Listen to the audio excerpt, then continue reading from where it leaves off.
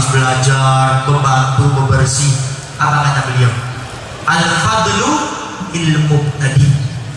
Al-fadlu lilmu tadi. Keutamaan itu untuk orang yang mulai, bukan untuk orang yang datang setelah kita. Artinya orang yang merintis di awal itu pahalanya paling besar. Makanya acara haul ini, walaupun tidak ada yang mendoakan almarhum almarhum Kiai Abdul Rashid, maka dengan adanya pondok ini, dengan adanya para santri dan santriwati, itu semuanya mengalir pahalanya kepada beliau. Makanya kenapa dalam salah satu hadis Nabi kita Muhammad sallallahu alaihi wasallam bersabdakan, yushhadu yaumul qiyamah akan memberikan syafaat di hari kiamat, yaitu 3 golongan manusia. Satu, kata Nabi, al-anbiya, mereka para nabi akan diberi izin oleh Allah memberikan syafaat kepada orang yang dia cintai. Yang kedua, asyuhada, mereka orang yang meninggal di medan laga, diberi izin oleh Allah untuk memberikan syafaat kepada orang yang dia cintai. Ketiga, al-ulama, mereka para ulama, tentunya mereka ulama yang al-amilin, ulama yang mengamalkan ilmunya, bukan ulama yang cuma disebut ulama oleh masyarakat, oleh manusia, oleh hamba-hamba Allah, tapi dia tidak mengamalkan ilmunya. Itu bukan ulama. Karena ulama itu disebut ulama itu kata Allah itu dasarnya dia punya rasa takut sama Allah. Jadi kalau ulama cuma punya ilmu tapi tidak punya rasa takut sama Allah, tidak mengamalkan ilmunya, maka dia bukan ulama. Walaupun di dunia dia dipanggil seorang ulama. Sebagaimana Allah berfirman dalam Al-Quran, innama yakhshallaha min ibadihil ulama. Ulama itu orang yang paling memiliki rasa takut kepada Allah. Artinya ulama ini gak pernah main-main, yang hak-hak, yang batil-batil, yang dia pelajari haram, ya haram, yang dia pelajari halal, ya halal. Sehingga ulama itu yang bakal memberikan syafaat, ulama yang betul mengamalkan ilmunya, punya rasa takut sama Allah. Kalau dalam kitab yang dia baca, dipelajari pondok ini haram, ya haram. Kalau halal, ya halal.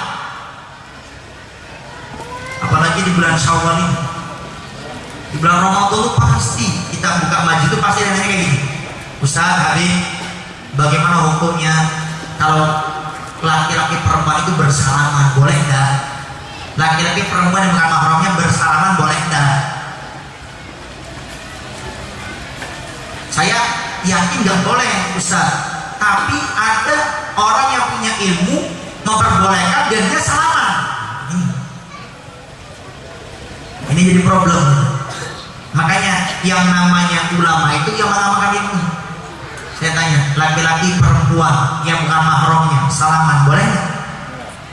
Boleh nggak? Laki-laki perempuan bukan mahramnya salaman, boleh nggak? Ibu-ibu nih salaman sama saya, boleh nggak? Boleh nggak? Kenapa nggak boleh? Karena bukan mahram. Ustaz Habib salaman sama kiai yang sudah sepuh, sama Habib yang sudah sepuh, boleh nggak? Boleh nggak? Nggak boleh. Kenapa? Karena bukan mahram. Kecuali ibu nikah sama kiainya yang sepuh itu, baru boleh salaman. Lebih dari salaman boleh. Nah, makanya kata Allah, innama yakhshallaha min ibadihil ulama. Ulama itu yang paling besar rasa takutnya sama Allah, nggak pernah toleran. Kalau haram ya haram, kalau halal ya halal. Kecuali mungkin suatu saat ya ada ibu-ibu melihat contoh ada kiai sepuh lagi naik motor jatuh, kemudian nggak bisa bangun, nggak ada yang nyelamatin. Kemudian ibu cuma satu orang, yang lainnya nggak ada, cuma ibu satu orang aja. Kemudian ibu diminta, bu tolong berdirikan saya, bu. Oh maaf, saya bukan mahram, nggak boleh salaman, megang juga nggak boleh. Kalau kadang doruro boleh, boleh. Tapi kalau doruronya setiap hari, setiap tahun, bukan doruro, itu langganan. Nah itu kata beliau, kembali lagi Abu Yahya Bahasa Baru mengatakan al-fadlu lil muqtadi, keutamaan untuk orang yang mulai. Kemudian tanya lagi, ini santri tanya lagi, Abu ya, kalau Abuya sudah meninggal dunia, bagaimana cara kami mengikat hati kami dengan Abuya? Sekarang Abuya masih hidup, kita bisa bertemu, bisa belajar. Tapi kalau Abuya sudah meninggal dunia, bagaimana cara kami mengikat hati kami dengan Abuya? Kata beliau, dengan kalian memperhatikan bangunan pondok pesantren ini. Dengan kalian memperhatikan pondok pesantren ini, makanya ini para alumni, Anda kalau sudah selesai acara holi jangan buru-buru pulang, apalagi yang baru datang tadi pagi, dari siang. Coba ada putar gitu loh. Ada bangunan yang mana yang belum selesai, dibantu semaksimal mungkin, dan yakin kalau kita bersodakoh, kata Nabi, Nabi sabdakan, mana kosong malu min sodakotin, balia sedar, tidak akan berkurang hartanya seorang manusia yang dikeluarkan untuk bersodakoh selama niatnya mereka karena Allah. Balia sedar, ini bertambah, tapi bertambah, diulangi 3 kali sama Nabi.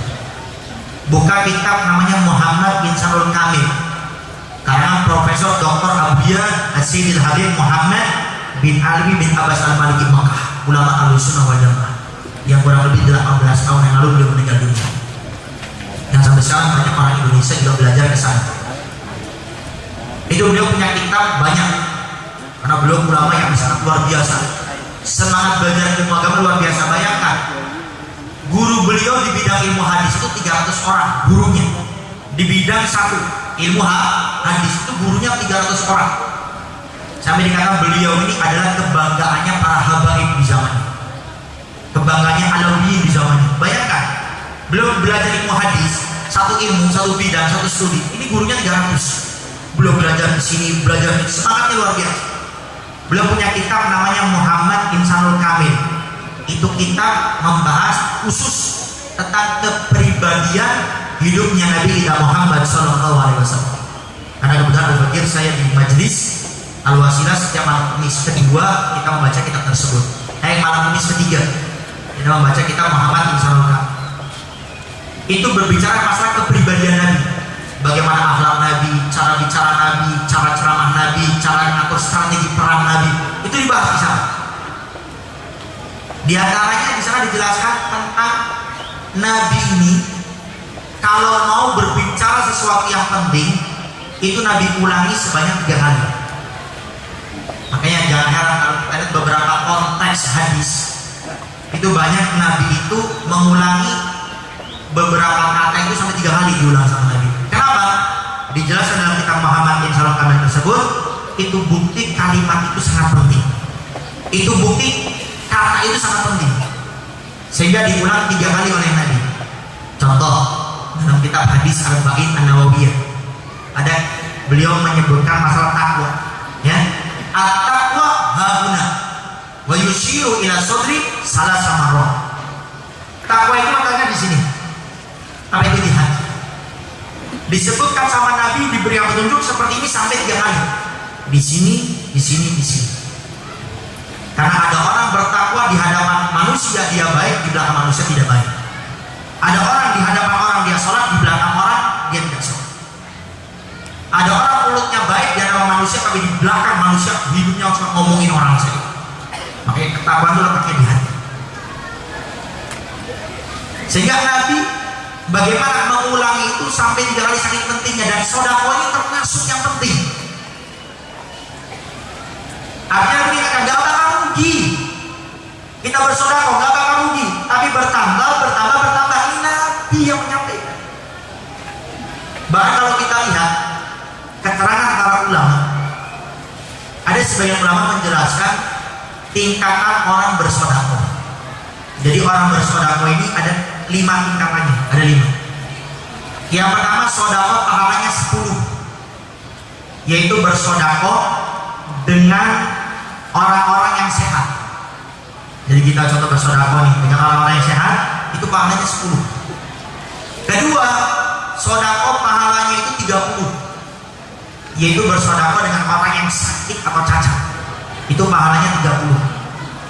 Yang ketiga, orang bersedekah itu pahalanya 100, yaitu bersedekah dengan keluarga, dengan kerabat kami. Keempat, orang bersedekah itu pahalanya 300, itu bersedekah dengan orang tua. Kita ngasih uang ke orang tua itu paling besar 300. Tapi yang kelima, sedekah pahalanya 900, yaitu bersedekah dengan para ulama atau cikal bakal para ulama, santri dan santriwati. Jadi kalau kita membantu pondok pesantren ini, kita bersedekah di tempat ini, pahalanya minimal 900. Bahkan kata Nabi dalam hadis Abu Nawawi juga disabdakan, ila sab'imi atidifin ila ad'afin kathira.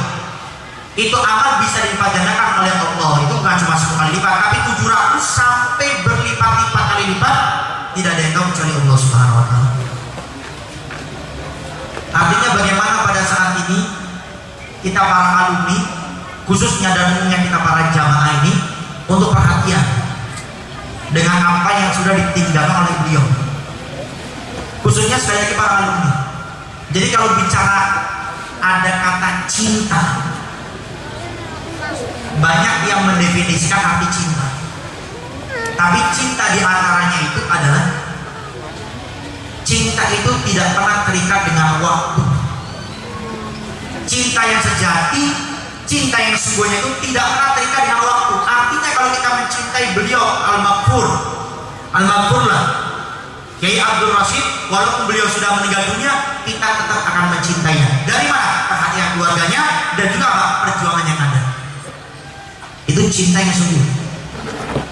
Karena Al-Habib Hasan bin Abdullah Asyadili Hadramut Yaman, karena Habib Salim Asyadili yang banyak orang Indonesia, bahkan saya dengar orang Majalengka juga banyak, beberapa yang mondok di tempat beliau, Riban Syadili. Itu beliau punya kakak namanya Habib Hasan Asyadili. Itu beliau di masa hidupnya, itu beliau wibawanya luar biasa, sampai tidak ada orang yang berani ceramah kalau sudah ada beliau. Soalnya wibawanya luar biasa. Beliau pernah berkata seperti ini, bukanlah cinta itu dengan kita kalau ketemu kiai, ustaz, ulama kita berdiri kemudian kita cium tangan beliau. Itu bukan cinta yang sungguh. Dan juga bukan di saat ustaz, kiai, ulama kita meninggal dunia, kita menziarahi kuburannya, kita mendoakannya. Itu bukan hakikat cinta yang sungguhnya. Tapi cinta yang sungguhnya kata beliau adalah bagaimana kau melaksanakan semua perintah-perintahnya dan kau tinggalkan semua larangan-larangannya. Itu cinta yang sungguhnya. Apa itu? Cinta tidak terikat dengan waktu. Ya kita cinta ustaz, kiai, ulama kita sudah meninggal dunia, tapi pesan mereka, nasihat mereka, petuah mereka masih ada, dan sampai detik ini pun telinga kita dan akal otak kita masih bisa mengingatnya. Itu cinta yang sungguhnya, tidak terikat. Sehingga kalau ada alumni kemudian setelah dia selesai dari pondok kemudian nggak pernah ke pondok lagi, itu bukan alumni yang betul-betul cinta dengan kiai, ulama dan habib. Kalau ada alumni walaupun dia sibuk punya pondok pesantren, acara haul, tapi dia nggak datang, itu cintanya dipertanyakan.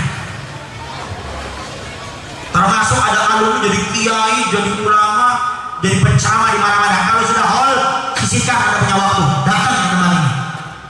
Gak usah bilang alasan sibuk.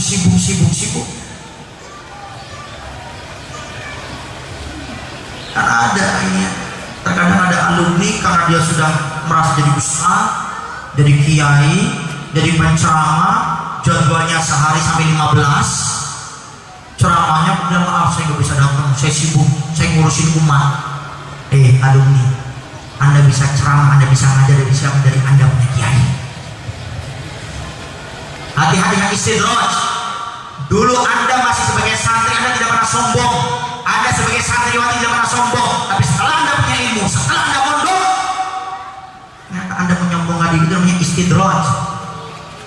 Sengaja diberikan oleh Allah seperti itu biar dia kita lupa dan di akhir akan disiksa oleh Allah Subhanahu wa ta'ala. Apalagi saya tanya, ini acara haul setiap tahun tanggal 7, rutin tanggal 7 Syawal.